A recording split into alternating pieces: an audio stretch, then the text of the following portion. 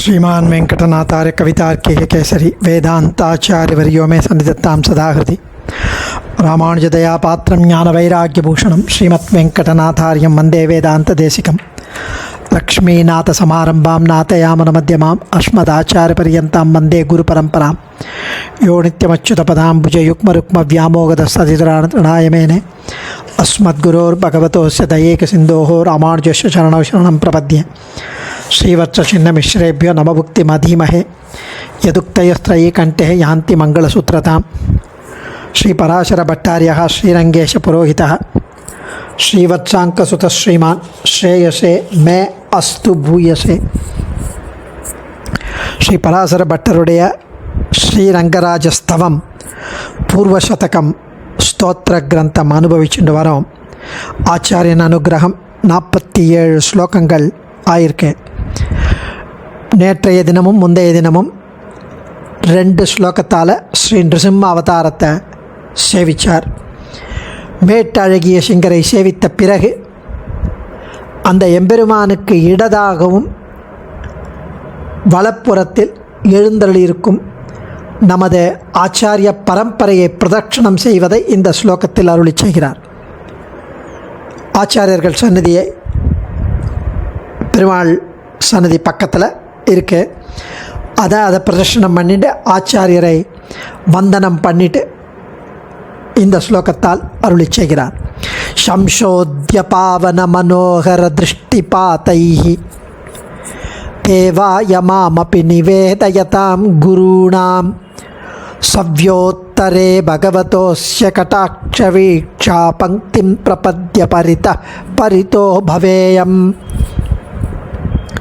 சம்சோத்ய பாவன மனோகர திருஷ்டிபாதைஹி தேவாய மாம் அபி நிவேதயதாம் குருணாம் சவ்ய உத்தரே பகவதः அஸ்ய கடாட்ச வீக்ஷா பங்கிம் பிரபத்ய பரிதோ பவேயம். தூய்மை என்பதே சிறிதும் கூட கொஞ்சம் கூட இல்லாத எண்ணெய். பராசர பட்டர் தெரிவிக்கிறார் நைச்சிய அனுசந்தானத்தில். அது அடியனுக்குத்தான் மோர் அப்ளிகபிள், பட்டருக்கு இல்லை. தூய்மை என்பதே சிறிதும் இல்லாத எண்ணெய் அடியனை தங்களது தூய்மையும் மங்களமும் நிறைந்த கட்டாட்சன் மூலம் பார்வை மூலம் செய்து பகவத் கைங்கரியத்துக்கு ஏற்றவனாகும்படி அடியனை செய்தனர். தங்களது தூய்மையாலும் மங்களமாகவும் நிறைந்த அந்த கட்டாட்சம் மூலம் என்னை பகவத் கைங்கரியத்துக்கு ஏற்றவனாகும்படி செய்தனர். இவர்கள் யார் அப்படின்னா, பெரிய பெருமாளின் இடதுபுறத்திலும் வடக்கு புறத்திலும் உள்ள ஆச்சாரியர்கள். அவர்களது கட்டாட்சங்களை நான் சரணமாக கொண்டு அவர்களை வலம் வருவேன், பிரதட்சணம் வருவேன் என்கிறார் சுவாமி. அதாவது பரமநீச்சனான அடியேனையும் உடையவர் பகவத் ஆராதன கிரமத்தை உணர்த்தும் நித்திய கிரந்தத்தில் பீட்டார்ச்சனையில் ஓம் அஸ்மத் குருப்யோ நமகா, அஸ்மத் பரமகுருப்யோ நமகா, அஸ்மத் சர்வகுருப்யோ நமகா அப்படின்னு ஆச்சாரிய வந்தனம் பண்ணின பிறகுதான் பகவத் ஆராதனம் பண்ண வேண்டும் என்று அருளியுள்ளார். பகவத் ஆராதனமே குருமுகமாக குருவிலேருந்து குரு தியானத்திலேருந்து குரு வந்தனத்திலேருந்து ஆரம்பிக்கணும். அதற்கேற்ப இந்த ஸ்லோகத்தில் ஆச்சாரிய வந்தனம் பண்ணுகிறார்.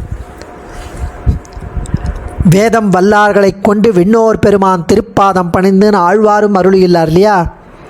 வேதம் வல்லார்களை கொண்டு விண்ணோர் பெருமான் திருப்பாதம் பணிந்து பரம நீச்சனான அடியேனையும் பரிசுத்தமாயும் அழகினையாகவும் உள்ள கட்டாட்சங்களாலே எம்பெருமானுக்கு உரியவனாக ஆக்கி அந்த எம்பெருமானது இடப்பக்கமாகிய வடக்கு பக்கத்திலே எழுந்தருளிருக்க கூடிய ஆச்சாரியர்களுடைய திருக்கண் நோக்கங்களையே தஞ்சமாக பற்றி அவர்களை பிரதட்சணம் பண்ண கடவேன் என்கிறார் சுவாமி. சம்சோத்ய பாவன மனோகர திருஷ்டிபாதைஹி தேவாய மாமபி நிவேதயதாம் குருணாம் சவ்யோத்தரே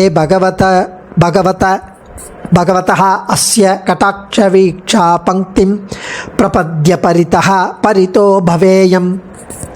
மாமபி மிகவும் தாழ்ந்தவனான நிறை ஒன்றுமில்லாத அடியேனையும் பாவன பரம பவித்திரமானவைகளும் மனோகர நெஞ்சை கவர்பவையாகவும் இருக்கிற திருஷ்டிபாதைகி கடைக்கண் வீச்சுகளாலே, பரம பவித்திரமான கடைக்கண் வீச்சு, நெஞ்சை கவரும் கடைக்கண் வீச்சு, அதாலே சம்சோத்திய திருத்தி பணிகொண்டு சுத்தனாக்கி பரிசுத்தனாக்கி தேவாய பரவாசுதேவனான எம்பெருமானுக்கு நிவேதயதாம் உரியவனாக செய்து சமர்ப்பித்தவர்கள். அஸ்ய இதோ எதிரே எழுந்தருளியுள்ள பகவானின் சவ்ய உத்தரே இடதான வடப்புறத்திலே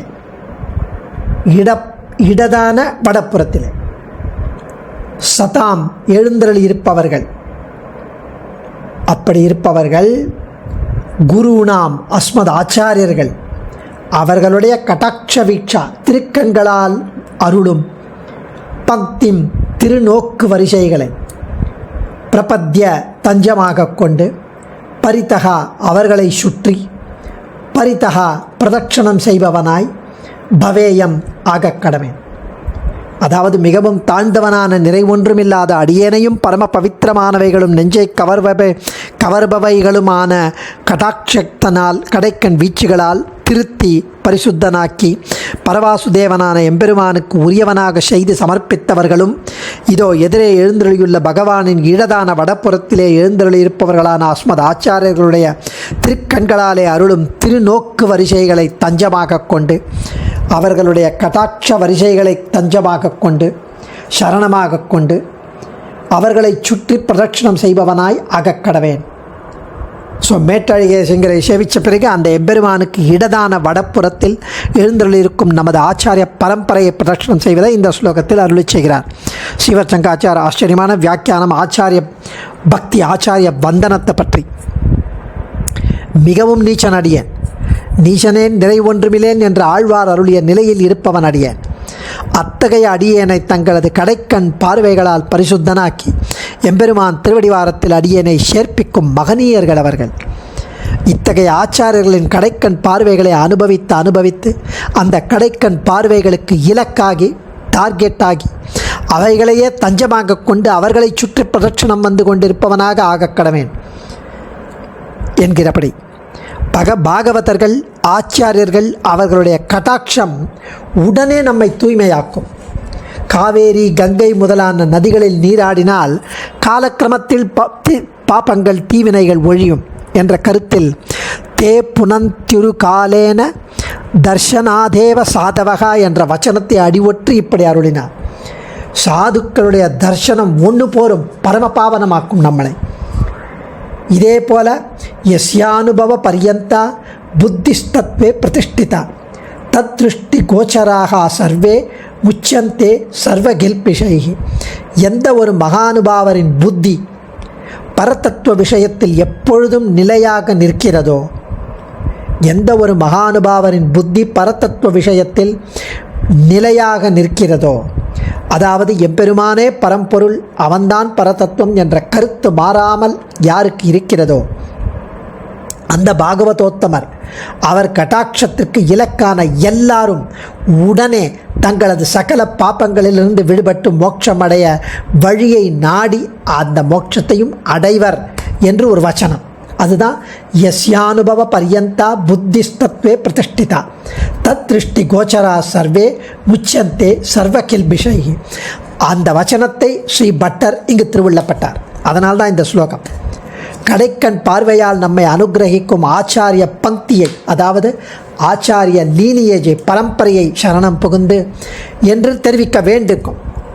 அந்த கடைக்கண் பார்வையால் நம்மை அனுகிரகிக்கும் ஆச்சாரிய வம்சத்தை ஆச்சாரிய பரம்பரையை சரணமடைகிறேன் அப்படின்னு தெரிவிக்கணும். அதுக்கு பதிலாக கடைக்கண் பார்வைகளின் வரிசைகளை சரணம் புகுந்தே என்று ஏன் அருளுகிறார் அப்படின்னு கேட்க வேண்டாம். ஏன்னா அந்த குரு பக்தி, அந்த ஆச்சாரிய பரம்பரையினுடைய திருப்பார்வை நம்மை பட்டால் போரும், நம் கர்மங்கள் தொலையும், தானே தொலையும். குருவை சேவிக்க வேண்டும் என்று எண்ணிக்கொண்டு எங்கோ ஒரு மூலையில் நாம் இருந்தால் நமக்கு விடிவியது. அவரை அண்டி அவர் கட்டாட்சத்துக்கு நேர நின்று அனுகிரகம் பெற்றால்தானே நல்லவை அமைய முடியும். அதுதான் இங்கு பலிதாம்சம், பலன் இதுதான். யோக பீட்டஸ்ய பश्चिमोत्तर दिग्भागे ओम अस्मद्गुरुभ्यो नमः इति गुरून् गन्धपुष्पधूपदीपैः अभ्यर्च्य प्रणम्य अनुज्ञाप्य भगवद्यागम ஆரபேத என்று நித்திய கிரந்தத்தில் ஸ்ரீபாஷ்யக்காரர் தெரிவிக்கிறார். அதை ஒற்றி இங்கே பட்டருக்கு திருவுள்ளம். யோக பீட்டஸ்ய, அதாவது பகவத் ஆராதன கிரமத்தும் போது நித்திய கிரந்தத்தில் பீட்டார்ச்சனை யோக பீட்டத்தில் அர்ச்சனையில் ஓம் அஸ்மத் குருப்யோ நமஹா என்று ஆரம்பிக்கிறோம். குரு பக்தியை யோகபீட்டஸ்ய பश्चिमोत्तर दिग्भागे ओम अस्मत् गुरुभ्यो नमः इति गुरून् गन्धपुष्पधूपदीपैः अभ्यर्च्य प्रणम्य अनुज्ञाप्य भगवत् आगम आरभेत. பகவத் ஆராதனம், பகவத் யாகம் ஆரபேத்த, அந்த பகவத் ஆராதனத்தை தொடங்குகிறோம். அப்படி தான் பகவத் ஆராதனம் பண்ண வேண்டும், ஆச்சாரிய வந்தனம் பண்ணிய பிறகு என்று ஸ்ரீ பாஷ்யக்காரர் நித்திய கிரந்தத்தில் அருளியதை அடிவற்றி இங்கு பட்டர் அருளி செய்கிறார். எம்பெருமான் பொருட்டு ஜீவனை நிவேதனம் பண்ணுவது, நிவேதயத மாம் க்ஷிப்ரம் விபீஷணம் உபஸ்திதம் என்றவாறான இடங்களில் போல் இங்கு ஆச்சாரியர்கள் இந்த ஜீவனை எம்பெருமானுக்கு சமர்ப்பிக்கிறார்கள். ஆச்சாரியர்கள் நிவேதயித்த ஸ்வாத்மானம் விஷ்ணு அமல தேஜசி என்று பிரமாணம். அஸ்மத் குரு பரமகுரு யதிவர பூர்ணவ் சுயாமுனம் ராமம் பத்மாட்ச நாத சடச்சித் என்று சுவாமி தேசிகன் காட்டியபடி என்னுயிர் தந்து அளித்தவரை சரணம் பொக்கி யானடைவே அவர் குருக்கள் நிறைவணங்கி பின்னருளால் பெரும்பூதூர் வந்தவள்ளல் பெரிய நம்பி ஆள வந்தார் மணக்கால் நம்பி நன்னெறியை அவர் குறைத்த உய்யக் கொண்டார் நாதமுனி ஷடகோபன் சேனைநாதன் இன்னமுத திருமகளன்று இவரை முன்னிட்டு எம்பெருமான் திருவடிகளை அடைகின்றேனேன்னு தன் குருவை தொடங்கி பரமகுருவான எம்பெருமான் வரையிலும் கூற வல்லது. ஆரம்பிய குரோராச்ச என்று பிரமாணம். தேவாய அப்படின்னா பரஸ்மை வாசுதேவாய. குரு என்ற சொல்லுக்கு பொருள் நமது அஜ்ஞானத்தை நீக்குபவர், இருளை போக்குபவர். அதனால தான் சம்சோத்திய மாமபி மனோகர திருஷ்டிபாதைகி, சம்சோத்திய திருத்தி, அது இல்லாமல் மாமபி என்னையும், தாழ்ந்தவனான என்னையும், நிறைவொன்றுமில்லாத என்னையும், மனோகர திருஷ்டி பாதை நெஞ்சை கவர்கின்ற கடைக்கண் வீச்சு, அதனால் என்னை பரிசுத்தமாக்குகிறார்னு அர்த்தம். இந்த நல்ல குணமுள்ள சிஷ்யர்கள் தங்கள் ஆச்சாரியனை எம்பெருமானைப் போலவே வழிபட வேண்டும். அதாவது தாங்கள் பூஜிப்பதை ஆச்சாரியன் தங்களுக்கு செய்த உதவிக்கு கைமாறுன்னு கருதவே கூடாது. ஆச்சாரியனுக்கு கைமாறு செய்வது என்பது ஒரு காலும் ஒருவராலும் முடியாது. அது ஏற்றி மனத்து எழில் ஞான விளக்க இருளனைத்தும் மாற்றினவருக்கு ஒரு கைமாறும் மாயனும் காணகில்லார். போற்றி புகழ்வதும் புந்தியில் கொள்வதும் பொங்கு புகழ் சாற்றி வளர்ப்பதும் சற்றல்லவோ முன்னம் பெற்றதற்கு. அவருடைய புகழ் பாடி, அவருடைய தனியன் சொல்லி, அவரை சேவித்து, அவரை கைக்கரியம் பண்ணி, அவரை பற்றி எல்லா இடத்துலையும் சொல்லி, அதெல்லாம் பண்ணால் அவர் பண்ணதில் 1 மில்லியன்த் சற்றல்லவோ முன்னம் பெற்றதற்கு 1 அயோட்டா. இப்படி எம்பெருமானைப் போல ஆச்சாரியை வழிபட வேண்டுவதற்கு பல காரணங்கள் உள்ளது. சுவாமி தேசிகன் ஞாச விம்சத்தில் ரொம்ப அழகாக தெரிவிக்கிறார். எம்பெருமான் சேத்தனர்களின் அஞ்ஞானமாகிய இருளை ஒழிக்கிறான். ஆச்சாரியன் சிஷ்யர்களுக்கு நல்ல உபதேசங்களை செய்து அஞ்ஞானத்தை நீக்குகிறான். பகவான் சேத்தனர்களின் பாபத்தை போக்குகிறான். ஆச்சாரியனும் சிஷ்யர்கள் எத்தனை பாவிகளாயிருந்தாலும் அவர்களை திருத்தி பாபம் நீங்கச் செய்கிறான். எம்பெருமான் உபாயத்தை செய்து ஸ்ரீவைகுண்டம் சேரும் சேத்தனர்களை அனுபவம் முதலியவற்றில் தன்னை போல் ஆக்குகிறான். ஆச்சாரியனும் சிஷ்யர்களை ஞானம், குணம், அனுஷ்டானம் முதலியவற்றில் தன்னை போல ஆக்க முயற்சி என்னை உபதேசம் பண்ணுகிறான். எம்பெருமான் தன்னை ஆசிரியித்த ஜீவர்களுக்கு சம்சார ஜன்மத்தை நீக்கி மோட்சானந்தம் தருகிறான். ஆச்சாரியன் சிஷ்யர்களை தத்தம் தாய் வயிற்றில் பிறந்த பிறவியை நீக்கி தத்துவஞானத்தை உண்டாக்க உயர்ந்த ஞானப் பிறவியை அளிக்கிறான். இப்படி பலவிதமாய் பல்வகையால் எம்பெருமானுக்கு சமமாய் நிற்பதால் ஆச்சாரியனை சிஷ்யர்கள் எந்நாளும் எம்பெருமானிடத்தைப் போல பக்தியுடன் வழிபட வேண்டும். அதாவது இந்த உண்மையை அறிந்த சீடர்கள் ஆச்சாரியனுக்கு செய்யும் சிறு செயல் தன் அன்புக்கும் சக்திக்கும் ஏற்ற அணுவளவான ஒரு சின்னம்தானே தவிர அது கைமாறே ஆகாது என்ற நினைவுடன் ஆச்சாரியனை வழிபட வேண்டும். மகோபகாரம் செய்த ஆச்சாரியனுக்கு செய்யும் கைமாறு ஒன்றுமே கிடையாது. ஆச்சாரியன் திருவடிகளே சரணம். கவிதார்க்கிக சிம்ஹாய கல்யாண குணசாலினி ஸ்ரீமதே வெங்கடேஷாய வேதாந்த குரவே நமஹ. தன்யோஸ்மி. அடியேன்.